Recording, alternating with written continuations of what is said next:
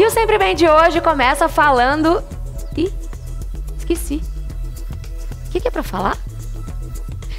A gente vai falar sobre memória, gente. Quem aí vive esquecendo as coisas, hein? É justamente sobre isso que a gente vai falar com o neurologista Raul Feitosa. Tudo bom, doutor? Bom dia, Bruno. Tudo bem? Antes da gente começar, nós fomos às ruas para ver qual que é a lembrança, qual que é a memória mais antiga que as pessoas têm. Vamos ver? Legal. Minha memória mais antiga é a memória entre a minha família, que eu passava no interior, passava brincando com os meus primos, revendo alguns amigos. Com 7 anos de idade, 6, 7 anos de idade, quando aprendi a andar de bicicleta. De andar de bicicleta na rua, de correr. Então, realmente essa lembrança ficou na minha memória. Então, lembranças antigas. Quando a gente lembra de coisa antiga, significa que a gente tem boa memória? Em parte, né? Assim, as memórias antigas, elas já são no nosso cérebro, elas já são mais bem consolidadas, né? Assim, ao longo do tempo.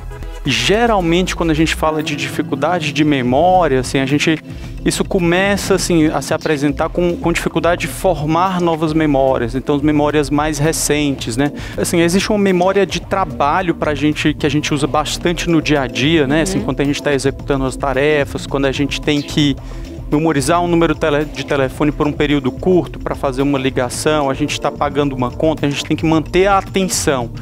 Chama um pouco de memória de trabalho, né? Memória operacional. A capacidade de formar novas memórias, né? Isso a gente chama mais de memória episódica, né? Assim, o que eu comi no café da manhã, os compromissos que eu tenho. Isso são tipos de memórias diferentes que são importantes, né? É interessante que aqui no vídeo eles falam de dois aspectos. Primeiro, assim, fica evidente assim, um aspecto emocional, né? Qual memória que eles guardam tem um aspecto afetivo ali também, né? E eles falam de um outro tipo de memória também, que é a memória de executar tarefas, né? Que é uma memória de procedimentos, andar de bicicleta e fazer uma atividade específica também é um outro tipo de memória. E elas ficam armazenadas em diferentes partes do cérebro? O cérebro, assim, ele se conecta como um todo, né? Ele é todo muito dinâmico, mas sim, existem áreas com mais especialização. Aqui essa área que a gente tem aqui no vídeo que está na imagem que está em evidência, é uma região do cérebro que é muito importante para a formação de novas memórias. O que está entrando de novo, né? Memórias mais antigas, elas já são mais bem consolidadas, elas já estão mais espalhadas no cérebro como um todo. Executar novas tarefas tem muito a ver com o nosso cerebelo também. E o lobo frontal, ele estaria muito associado a essa memória operacional da que eu falei, assim, da memória mais curtinha para a gente fazer as tarefas do dia a dia. E é normal a gente esquecer as coisas, né? Imagina, né? Ao longo da vida isso vai também se agravando. Quando que vira um problema? Essa perda de memória, né, principalmente para fatos recentes, ela começa a se tornar muito consistente e principalmente quando ela começa a atrapalhar o dia a dia da pessoa, né, então é hora de procurar um profissional para ter uma ajuda também. Sim. E existem alimentos, por exemplo, que fazem bem, que ajudam a manter a nossa memória, exercitar o nosso cérebro? Assim, a saúde como um todo, né, assim, o cérebro, ela entra nesse jogo também, né, assim, se a gente fala de alimentação, a gente fala de uma dieta rica em vegetais, né, assim, uma dieta pobre em gorduras, né, rica em proteínas, uma dieta bem variada, né, uma dieta saudável, né, de uma forma geral. E quais são as doenças que causam perda de memória? Tem bastante, né? Tem muita... A mais famosa é o Alzheimer. Quando a gente fala de idoso, né? Assim, a mais frequente, a mais prevalente na nossa população, assim, no mundo todo, é a doença de Alzheimer. Mas fora isso, quais são as outras?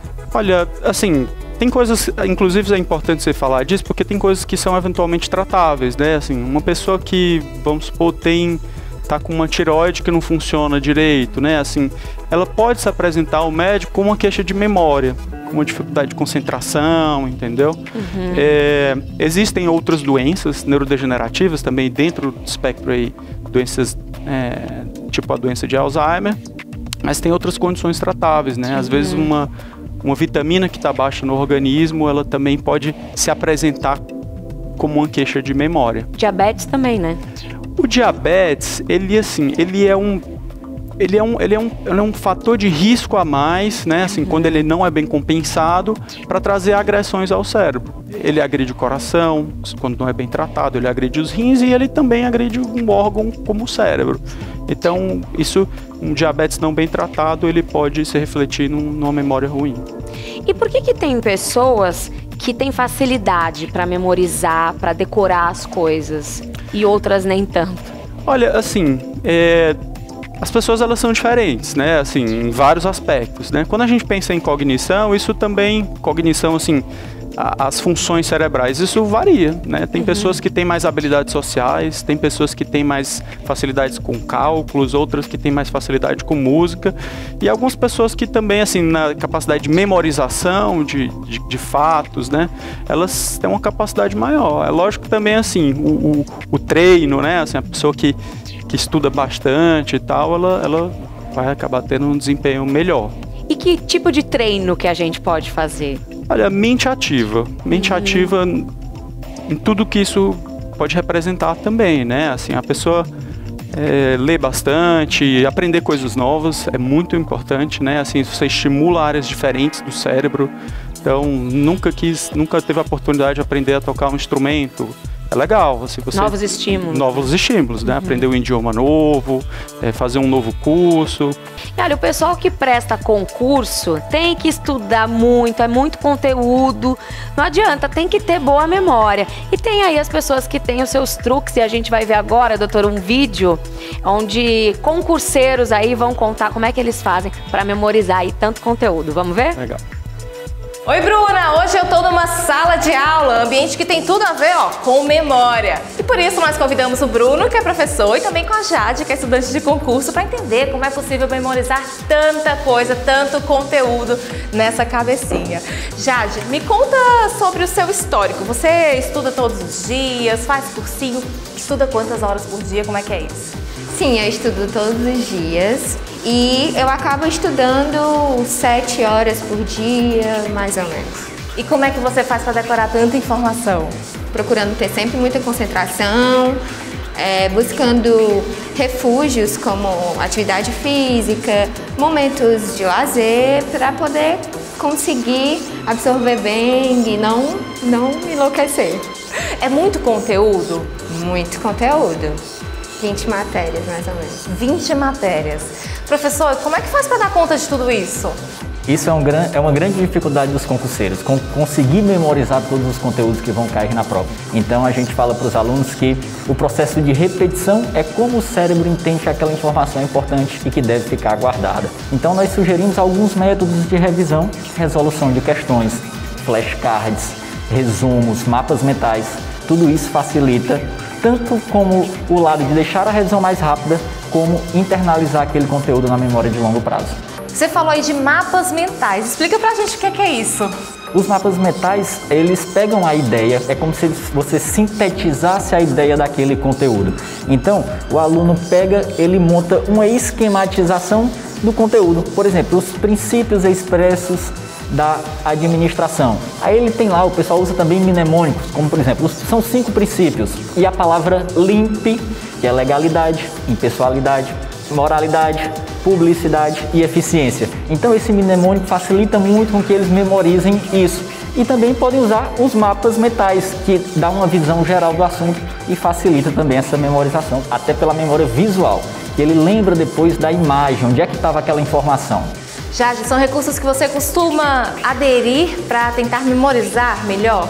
Eu uso alguns, por exemplo, eu utilizo muito a questão dos resumos, né, do material de revisão. E isso, a minha memória visual, por exemplo, é incrível. Ela é como se eu visse o trecho da folha do meu resumo, como se fosse uma foto mesmo. E aparece por causa da repetição, de tanto ver, de tanto ler, de tanto abastecer. Professor, e na hora do esquecimento, o que fazer? Aí não tem jeito. É muito importante que quando o aluno percebe que está esquecendo alguns assuntos, que ele volte no material e revise aquilo, né? Então a gente tem justamente que revisar esses conteúdos que estão caindo no esquecimento para na hora da prova você conseguir acertar a questão. Tá fazendo tudo certinho, Jade? Espero que sim. Então, boa sorte aí no seu objetivo. Obrigada. Professor, muito obrigada. Obrigado, eu quem agradeço. Olha, essas dicas servem para todo mundo aí de casa, viu? Mas agora eu quero saber de você, Bruna. Como é que anda a sua memória, hein? Olha, Ladine, modéstia à parte, a minha memória sempre foi muito boa. Eu sempre tive facilidade para decorar as coisas. Mas agora, doutor, eu tô com quase 40 anos e eu tenho sentido também que a minha memória tá falhando, viu? Ao longo dos anos, né, assim, o idoso, né, assim, quando a gente vai ganhando mais idade, o nosso desempenho cognitivo, ele tende a declinar um pouco, né, assim, isso faz parte, dentro de um normal, assim. A gente tem que ficar atento, né, nas pessoas que estão ficando mais idosas, se isso está se tornando muito intenso, né, além do que é esperado para a idade. Sim, tá ótimo, doutor, muito obrigada, viu? Obrigado a vocês.